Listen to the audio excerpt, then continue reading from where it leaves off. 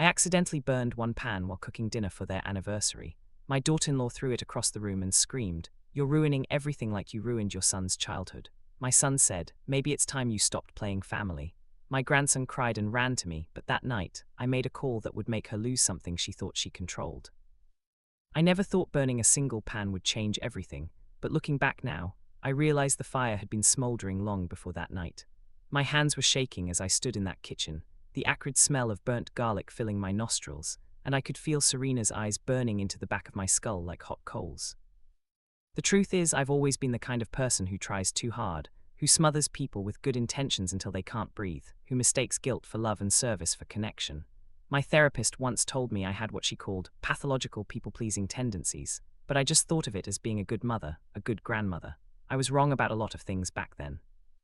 The metallic clang of the pan hitting the wall made me jump, oil droplets spraying across the white tiles like blood spatter at a crime scene, and that's when everything I'd been suppressing for years came rushing to the surface. "You've ruined it." Serena's voice was shrill, piercing, the kind of sound that makes dogs howl and children hide. Her perfectly manicured hands were clenched into fists at her sides, and her face had gone from porcelain pale to blotchy red in seconds. I'd seen her angry before, but this was different. This was volcanic. "You've ruined everything, just like you ruined your son's childhood." The words hung in the air like smoke, thick and choking. I opened my mouth to apologize because that's what I always did, what I'd been doing for 40 years, but something stopped me. Maybe it was the way Daniel just stood there, arms crossed, not even looking at me. My son, my baby boy who I'd rocked to sleep 1,000 nights, who I'd sacrificed everything for, couldn't even meet my eyes. "Maybe it's time you stopped playing family, Mom," he said quietly, and those words hit me harder than any pan ever could. My chest tightened, my vision blurred, and I felt something inside me crack like ice on a frozen lake. I'd been walking on thin ice for so long, I'd forgotten what solid ground felt like. "Grandma," Lucas's small voice cut through the tension like a knife. He came running into the kitchen, his Spider-Man pajamas wrinkled, tears streaming down his face. I knelt down and caught him in my arms, holding him tight against my chest, feeling his little heart hammering like a bird's. "It's okay, sweetheart," I whispered, stroking his hair, but my voice sounded hollow even to my own ears. Over his shoulder, I saw Serena watching us, and something in her expression made my blood run cold. It wasn't just anger anymore, it was satisfaction. She looked victorious, like a chess player who'd just announced checkmate. That's when I understood, really understood, that this had never been about a burnt pan or a ruined anniversary dinner. This was about power, about control, about who got to decide what family meant, and Serena thought she'd won. That night, lying in the guest room that had once been Daniel's childhood bedroom, I stared at the ceiling and counted the cracks in the plaster. 23. I'd counted them before years ago when I used to check on Daniel at night, making sure he was breathing, making sure he was safe. I'd been so afraid of losing him then. Turned out I should have been more afraid of pushing him away. My phone sat on the nightstand, screen dark, and I found myself reaching for it with trembling fingers. I scrolled through my contacts until I found a name I hadn't looked at in years, Raymond Harvorson. Ray had been my late husband's business partner, a quiet man with sharp eyes who'd helped me set up the family trust after Thomas died. We'd lost touch after the funeral, after I'd pushed everyone away in my grief. My finger hovered over his name for what felt like hours but was probably only seconds. Then I pressed call. The phone rang 3 times before a gravelly voice answered. "Evelyn Clark, I'll be damned." His tone was neutral, curious. "I need your help, Ray," I said, surprised by how steady my voice sounded. "I need to know exactly what I still own." The next morning, I didn't go downstairs for breakfast. I heard Serena's voice through the thin walls, talking to Daniel in that sweet, reasonable tone she used when she was explaining why something I'd done was wrong. "Your mother is just under a lot of stress," she was saying. "Maybe she should think about assisted living, somewhere she'd have support." I pressed my ear against the door, my heart pounding. Daniel's response was muffled, but I caught the words "maybe" and "safer" and "for the best." They were planning my exile. They were discussing my future like I was a problem to be solved, a burden to be managed. Something hot and angry flared in my chest, burning away the guilt I'd carried for so long. I'd spent decades apologizing for existing, for caring too much, for taking up space. But I was done apologizing. I pulled out my laptop and started making notes, my fingers flying across the keyboard with a focus I hadn't felt in years. I've always been obsessive when I fixate on something, unable to let go until I've picked it apart down to the bones. Thomas used to joke that I was like a dog with a bone, but he'd also relied on that trait when it came to managing our finances, to keeping our family afloat. I'd let those skills atrophy after he died, let Serena take over because it seemed easier, because I was drowning in grief and she seemed so capable, so sure of herself. Ray agreed to meet me at a coffee shop downtown 2 days later. I told Daniel I was going to the grocery store, and the ease with which the lie slipped from my lips surprised me. I'd never been a good liar before, too guilt-ridden, too transparent. but apparently rage was an excellent teacher. Ray looked older than I remembered, his hair completely white now, but his eyes were still sharp as broken glass. We sat in a corner booth, and I explained everything while he listened without interrupting. "So let me get this straight," he said finally, stirring his black coffee. "Your daughter-in-law has been managing your affairs for how long?" I swallowed hard. "About 5 years. After my hip surgery, she said it would be easier if she handled things. Daniel gave her power of attorney for some accounts." Ray's expression didn't change, but something flickered in his eyes. "And the house, the one you and Thomas bought in '89, I nodded. "She said we needed to restructure the trust for tax purposes. She had lawyers draw up new papers. Daniel signed them."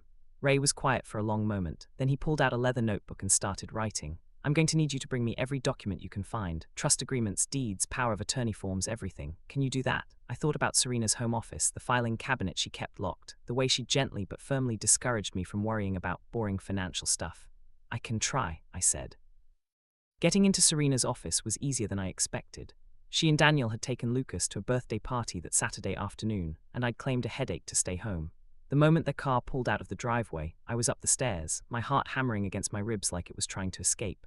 The office door was locked, but I remembered where Daniel used to hide his spare keys as a teenager, in a fake rock in the garden. Some habits die hard. The filing cabinet wasn't even locked, which struck me as either arrogant or careless.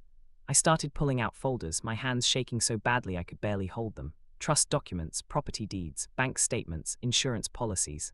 I spread everything across the floor and started taking photos with my phone, dozens of them, making sure every page was clear and legible.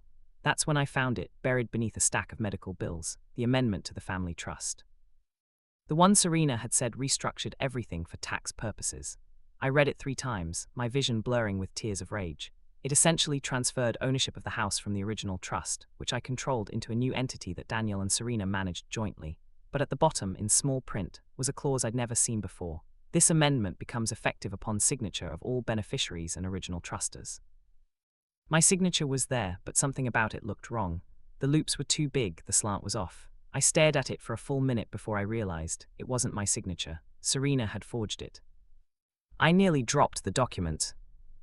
My hands were trembling so violently I had to sit down on the floor, surrounded by papers, trying to breathe. She'd forged my signature. She'd committed fraud, and Daniel either didn't know or didn't care. The betrayal was so complete, so total, that I felt something inside me shatter and reform into something harder, colder. I took pictures of everything, then carefully put all the documents back exactly as I'd found them. My obsessive attention to detail, which had driven Thomas crazy, now served me well. Every folder went back in the exact order, every paper aligned just so. When I was done, you couldn't tell anyone had been there at all. I locked the door, returned the key to the fake rock, and went back to the guest room. Then I sent all the photos to Ray with a message. "Call me as soon as you see this." He called within an hour. "Evelyn, we need to talk. Now." The urgency in his voice made my pulse spike. We met again the next day, this time at his office downtown, a small suite with wood-paneled walls and the smell of old books. Ray spread the documents across his desk and pointed to the forged signature. "This is fraud, clear as day. That amendment is invalid, which means the original trust is still active. You still own that house, Evelyn. You never stopped owning it." The relief was so intense I felt dizzy. "So what do?" I asked. Ray leaned back in his chair, fingers steepled. "Legally, you have several options. You could file a police report for fraud. You could sue for control of the property. Or," he paused, a slight smile playing at his lips, "you could simply exercise your rights as the truster and reclaim the property. You don't need anyone's permission, it's yours." I thought about Daniel's cold eyes, Serena's victorious smile, little Lucas crying in the hallway. How long would it take? Ray pulled out a form from his desk drawer. "I can file the paperwork today. Within a week, the property reverts to your sole control. But Evelyn, you need to understand what this means. Your son and his family will have to leave. Is that really what you want? Was it?" I sat there staring at the form, thinking about all the years I'd spent trying to earn their love, their approval, thinking about how my need to be needed had let them walk all over me, thinking about that forged signature, that casual dismissal of my very existence. "Yes," I heard myself say. "That's exactly what I want." Ray nodded and started filling out the forms. "One more thing," he said without looking up. "You should know that Serena also took out a second mortgage on the property 6 months ago. Did you authorize that?" My blood ran cold. "No, how much?" He flipped through some papers. 80,000, it's all documented here. Since she didn't have legal authority to do so, the mortgage is likely invalid, but the bank will need to be notified." I felt sick. "What was the money for?" Ray shrugged. "No idea, but it's worth finding out." That night at dinner, I watched Serena carefully. She was talking about remodeling the kitchen, about how outdated the appliances were, how the countertops needed replacing. "We got an estimate," she said brightly. It'll be about 70,000, but it'll add so much value to the house. She smiled at me, and for the first time I saw the manipulation clearly. She'd used my house as collateral for her renovations. She'd stolen from me, forged my signature, and now she was sitting here planning how to spend more of my money.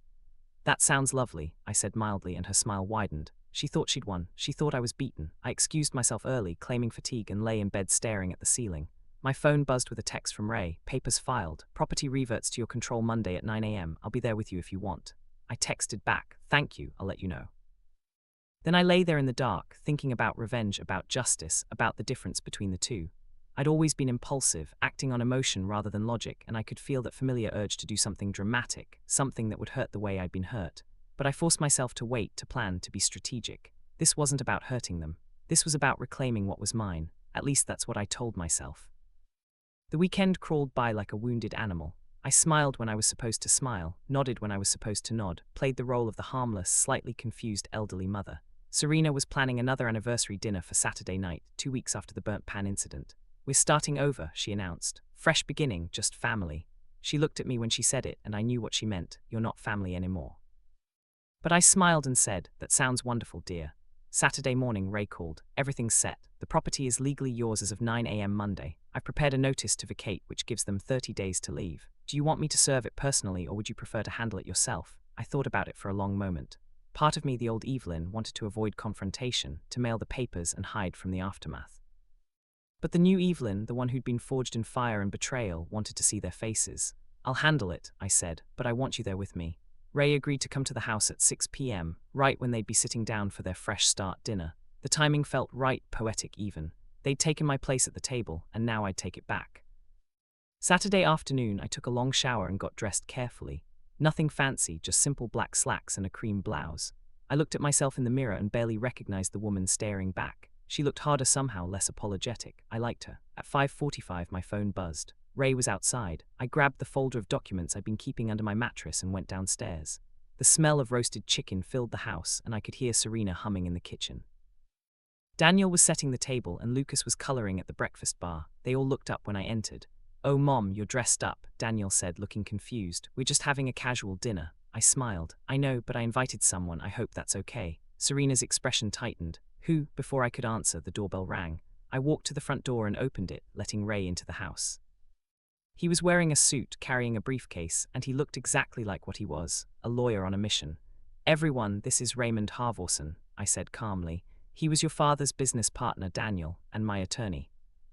The temperature in the room dropped about 20 degrees. Daniel put down the fork he'd been holding. "Attorney, Mom, what's going on?" I walked to the dining table and set down my folder. "We need to talk, all of us, now." Serena came out of the kitchen, wiping her hands on a towel. "Evelyn, this really isn't appropriate. We're about to have dinner." I looked at her, really looked at her, and let all my anger show. "Sit down, Serena." Something in my voice made her freeze. She glanced at Daniel, who looked completely lost, then slowly sat at the table. Lucas started to get up, but I shook my head gently. "It's okay, sweetheart. Go watch TV in the living room for a little while." He looked scared, but he obeyed, his footsteps quiet on the carpet. Once he was gone, I opened the folder. Ray stood beside me, silent but present, his mere existence giving me strength. I pulled out the first document and placed it in front of Daniel. "Recognize this?" He picked it up, squinting. "It's the trust amendment for the house. We did this last year for tax reasons." I nodded. "That's what Serena told you, but look at the signature at the bottom. Look at it closely." Daniel studied it, his brow furrowing. "It's your signature, Mom." I pulled out another paper, my actual signature from my driver's license renewal. "Compare them." I watched as confusion turned to comprehension, comprehension turned to shock. "This isn't." He looked at Serena. "This isn't her signature." Serena's face had gone white. "That's ridiculous." "Of course it is. The lawyers verified everything." Ray spoke for the first time, his voice calm and professional. "Mrs. Clark, I've examined the original documents. That signature was forged. The amendment is invalid. The house remains in Evelyn's sole ownership under the original trust." The silence was deafening. Daniel was staring at Serena like he'd never seen her before. "You forged my mother's signature. Why would you?" Serena stood up abruptly, her chair scraping against the floor. "This is insane. I did no such thing. The lawyers handled everything. If there's a mistake, it's on them, not me." I pulled out another document. "Here's the second mortgage you took out 6 months ago. $80,000 using this house as collateral. Did Daniel know about that?" Daniel's head snapped toward me. What second mortgage?" Serena was backing toward the kitchen now, her composure cracking. "That was for improvements for this family. Everything I've done has been for this family." I laughed, and it came out bitter. You mean everything you've done to control this family, to push me out, to take what's mine? Daniel was looking between us, his face pale. I don't understand what's happening.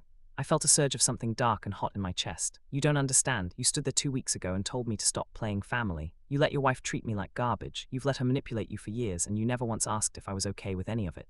My voice was rising, my control slipping. I gave you everything, Daniel, everything. I worked 2 jobs to put you through college. I gave up my career to raise you. And you couldn't even look at me when she threw that pan. Daniel flinched. I was angry, Mom. You burned the pan and it just... He trailed off, hearing how pathetic it sounded. It just what? I demanded. It just gave you permission to treat me like I was invisible, like I was nothing. Serena found her voice again. You're not nothing, Evelyn, but you're not the center of this family anymore. Daniel and I have built a life together, and you need to respect that. I slammed my hand on the table, surprising even myself. Respect. You want to talk about respect? You forged my signature, you stole from me, you tried to steal my home. Ray touched my shoulder gently, grounding me. I took a shaky breath, trying to rein in my temper. Getting angry wouldn't help, even though every fiber of my being wanted to scream. Serena's eyes narrowed. You can't prove any of this, and even if you could, Daniel will back me up. Won't you, honey? But Daniel was staring at the documents, his face unreadable. Did you forge her signature? He asked quietly. Serena laughed, but it sounded forced. Daniel, don't be ridiculous. She's a confused old woman who's upset about a burnt pan. She's making this up to get attention. That's when Daniel stood up. Answer the question, did you forge my mother's signature? The silence stretched like taffy. Then Serena's mask finally slipped. So what if I did? So what? Everything I did was to protect you from her. From her constant guilt trips and her neediness and her suffocating presence. She was ruining our marriage, Daniel. Someone had to do something. The confession hung in the air like poison gas. Daniel stumbled backward, hitting the wall. Oh my God, you actually did it, you actually. I felt a surge of vindication so powerful it almost knocked me over, but it was laced with something else, something that tasted like ash. This was my son's marriage crumbling in front of me. This was my grandson's family falling apart. And part of me had wanted this, had orchestrated this, had pushed for this moment. The satisfaction I felt was tainted with guilt, with the knowledge that my own need for revenge, for validation, had set this in motion. Ray cleared his throat. As of 9 a.m. Monday morning, the property reverted to Evelyn's sole control. I have here a notice to vacate. You have 30 days to find alternative housing. He placed the papers on the table. Serena grabbed them, her hands shaking. You can't do this. We have a child. You can't just throw us out. I found my voice, surprised by how steady it sounded. You forged my signature. You stole from me. You tried to erase me from my own life. What did you think would happen? Serena turned to Daniel, desperate. Are you going to let her do this? She's your mother. Talk to her. But Daniel was staring at the floor, his whole body rigid. I think you should pack, he said softly. What? Serena's voice cracked. Daniel, you can't be serious. I'm your wife. He finally looked up and his eyes were empty. Were you ever going to tell me? About the forgery? About the mortgage? She opened her mouth, then closed it. I need you to leave, he said. Tonight, go stay with your sister. We'll figure this out later. Serena looked at me then, and the hatred in her eyes was so pure it was almost beautiful. You've won, she said. Congratulations, Evelyn, you've destroyed everything. Then she turned and walked upstairs. I could hear her slamming drawers, throwing things into bags. Lucas appeared in the doorway, tears streaming down his face. What's happening? Where's Mommy going? Daniel went to him, kneeling down. Mommy needs to stay somewhere else for a little while, buddy. It's going to be okay. But it wasn't okay. I could see it in Lucas's face, in the way he looked at me with confusion and something that might have been fear. This was collateral damage. This was the cost of revenge. Ray gathered his papers. I'll be in touch about the next steps, he said quietly, then let himself out. I stood there in the dining room, surrounded by the ruins of what I'd done. The chicken was getting cold on the counter. The anniversary candles were still unlit. Serena came down 20 minutes later with 2 suitcases. She didn't look at me, didn't say goodbye, just walked out the front door and slammed it hard enough to rattle the windows. Daniel sat on the couch, his head in his hands. Lucas climbed into his lap, sobbing. And I stood there, holding my folder of documents, victorious and absolutely alone. The next few weeks were a nightmare of logistics and cold silences. Daniel barely spoke to me. He moved through the house like a ghost, packing boxes, making arrangements. Lucas cried every night, begging for his mother. Serena called constantly, arguing with Daniel, threatening lawyers, making promises. I heard him one night, his voice broken. I don't know if I can forgive you for this. I don't know if I can forgive either of you. He moved out on a Tuesday morning. I watched from the window as he loaded boxes into a truck, Lucas holding his hand, both of them looking small and lost. He didn't say goodbye, just got in the truck and drove away. And then the house was mine, all mine. I walked through the empty rooms, my footsteps echoing on the hardwood floors. This was what I'd wanted, what I'd fought for. This was justice, but it felt like winning a war and coming home to find your village burned to the ground. I spent that first night alone, sitting in the living room, drinking wine I didn't taste, staring at Lucas's drawings still taped to the refrigerator. One was of our whole family holding hands, everyone smiling. He'd drawn it 6 months ago before everything fell apart. Or maybe things had been falling apart all along, and I'd just been too busy apologizing to notice. Ray called the next day. "How are you holding up?" he asked. I laughed, and it sounded slightly unhinged. "I got everything I wanted, Ray. The house is mine. Serena's gone. I proved I wasn't some helpless old woman they could push around." There was a long pause, but he prompted gently. "But my son won't talk to me. My grandson is traumatized, and I'm sitting in this big empty house wondering if maybe Serena was right. Maybe I am the problem." Ray sighed. "Evelyn, she forged your signature. She stole from you. You had every right to protect yourself." I knew he was right, but it didn't make the ache in my chest any lighter. "I should let you go," I said. "Thank you for everything." After I hung up, I sat there for a long time, thinking about the person I'd become. I'd always been someone who acted on impulse, who let emotions drive my decisions, who needed to be needed so desperately that I'd suffocated the people I loved. And now I'd channeled all that intensity into revenge, into proving a point, into winning a battle that might have cost me the war. My phone buzzed, a text from an unknown number. When I opened it, I realized it was from Serena's phone. "I hope you're happy. You've ruined everything. Daniel can barely look at Lucas without crying, but you got your house, so I guess that's all that matters." I stared at the message for a long time, then I blocked the number. 3 months passed like molasses. I hired a cleaning service, filled the empty rooms with furniture I didn't need, planted flowers in the garden. I made the house perfect, exactly the way I'd always imagined it. And every night I ate dinner alone at a table set for one. Then one evening my phone rang. Daniel's name lit up the screen and my heart nearly stopped. I answered on the second ring, my hand shaking. "Hello." There was silence then. "Lucas asks about you every night." His voice was rough, tired. "He draws pictures for you. He asks when he can see Grandma." Tears sprang to my eyes. "He can see me whenever he wants." "Daniel, you know that." Another long pause. "I don't know if I'm ready for that, Mom. I don't know if I can trust you." The words strung, but I'd earned them. "I understand," I said softly. "But Daniel, I need you to know something. I wasn't wrong to protect myself. Serena did forge my signature. She did steal from me, but the way I did it, the revenge, the drama, that was wrong. I let my need to be right, to be validated, hurt people I love, and I'm sorry." I heard him breathing on the other end of the line. "She's filing for divorce," he said finally. "Asking for full custody, claiming I helped you harass her. My lawyer says we might be able to fight it, but..." He trailed off. "It's a mess, Mom. Everything is a mess." I closed my eyes. "I'm sorry, I'm so sorry." We sat in silence for a moment. Then he said, "Lucas has a school play next Thursday. He's playing a tree. He asked if you'd come." My heart leaped. "I'll be there, front row." He let out a shaky breath. "Okay, but Mom, this doesn't mean everything's forgiven. We have a lot to work through. About Serena, about the house, about everything." I nodded even though he couldn't see me. "I know, and I'm willing to do that work, however long it takes." The play was in the elementary school auditorium, and I got there 40 minutes early to make sure I got a good seat. The room slowly filled with parents and grandparents, everyone chattering and laughing. I sat alone, clutching the program, watching the door. Daniel arrived 15 minutes before curtain, and when our eyes met across the room, something passed between us. Not forgiveness, not yet, but maybe the beginning of understanding. He sat 2 rows behind me. We didn't speak. Lucas was adorable as a tree, his little arms stretched out like branches, his face serious with concentration. I clapped until my hands hurt, and when he took his bow, he scanned the audience until he found me. His face lit up and he waved frantically. I waved back, crying openly now, not caring who saw. After the play, Lucas ran straight to me, throwing his arms around my waist. "Grandma, you came, did you see me?" I didn't forget my lines. I knelt down, hugging him tight. "You were perfect, sweetheart, absolutely perfect." He pulled back, his face glowing. "Can you come over? Can we have hot chocolate like we used to?" I looked up at Daniel, who was standing a few feet away, his expression complicated. "That's up to your dad," I said gently. Daniel hesitated, then nodded. "1 hot chocolate, but then we need to go." It wasn't much, but it was something. It was a beginning. We went to a diner near the school, the 3 of us squeezed into a booth. Lucas talked non-stop about the play, about his friends, about a science project he was working on. Daniel and I mostly listened, but occasionally our eyes would meet, and I'd see the pain there, the betrayal, but also something else. Something that might have been hope. When Lucas excused himself to the bathroom, Daniel finally spoke. "She's not a bad person, you know, Serena, she wanted to protect what we'd built, and maybe she went about it the wrong way, but her intentions weren't malicious." I considered my words carefully. "I think she felt threatened by me," I said slowly. "And instead of talking about it, she tried to eliminate the threat. I can understand that impulse. I've done my share of trying to control situations when I felt out of control." Daniel stirred his coffee. "You both did things wrong. She forged your signature, stole from you, but you weaponized that information. You could have talked to me first, given me a chance to make things right. Instead, you went nuclear." He was right, and I knew it. "You're absolutely right," I admitted. I was hurt and angry, and I wanted to hurt her back. I wanted to win, and in doing that, I hurt you and Lucas. I can't undo that, but I can promise to do better going forward.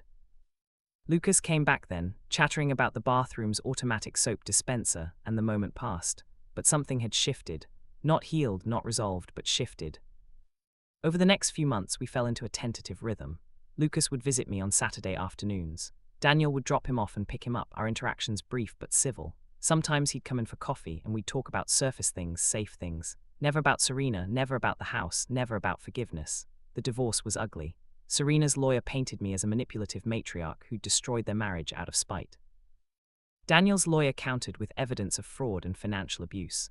I was deposed twice, forced to relive the whole nightmare in sterile conference rooms, while lawyers took notes and asked questions designed to make me look either like a victim or a villain, depending on whose side they were on. The judge eventually ruled that Serena's actions constituted fraud and that the mortgage she'd taken out was invalid.